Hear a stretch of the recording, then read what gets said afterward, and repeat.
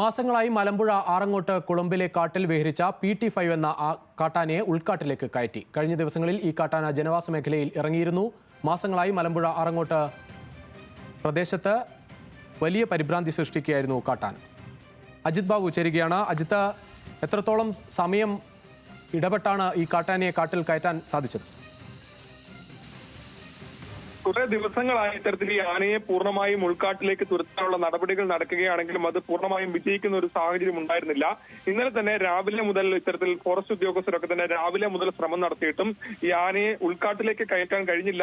അതുകൊണ്ട് തന്നെ ഇന്നലെ ഇത് പൂർണ്ണമായും ആ സാഹചര്യത്തിലേക്ക് എത്താൻ കഴിഞ്ഞില്ല എന്നുള്ളതാണ് പ്രധാനപ്പെട്ട കാര്യം. ഇന്ന് രാവിലെ മുതൽ വീണ്ടും ഈ പരിശ്രമം തുടരുകയും ഇപ്പോൾ ഈ ആനയെ പൂർണ്ണമായും ഉൾക്കാട്ടിലേക്ക് കടത്തിവിടാൻ കഴിയുകയും ചെയ്തു എന്നുള്ളതാണ് പ്രധാനപ്പെട്ട കാര്യം. 2 മാസമായി, അതായത് വനത്തോട് ചേർന്നുള്ള പ്രദേശത്തും പിന്നീട് ഈ ജനവാസ മേഖലയിലും വനത്തിലുമൊക്കെയായി ആന ഇങ്ങനെ നടക്കുകയായിരുന്നു. പല സ്ഥലങ്ങളിലായാണ് ആനയെ കാണുന്ന സാഹചര്യം ഉണ്ടായിരുന്നത്. ഇത്തരത്തിൽ ഈ കോച്ച് ഫാക്ടറിക്കായി എടുത്തിട്ടിരിക്കുന്ന സ്ഥലമുണ്ട്. അവിടെ ആ സ്ഥലത്താണ്, അത് സർക്കാർ സ്ഥലത്ത്, അവിടെ ആകെ കാടിന് സമാനമായ അന്തരീക്ഷമാണ് ഈ സ്ഥലത്തുള്ളത്. അവിടെയാണ് കൂടുതൽ സമയവും ഈ ആന ഉണ്ടായിരുന്നത് എന്നുള്ളതാണ് പ്രധാനപ്പെട്ട കാര്യം. വലിയ തരത്തിലുള്ള അക്രമ സ്വഭാവം ഉൾപ്പെടെ കാണിക്കുന്ന ഒരു ആനയാണ്.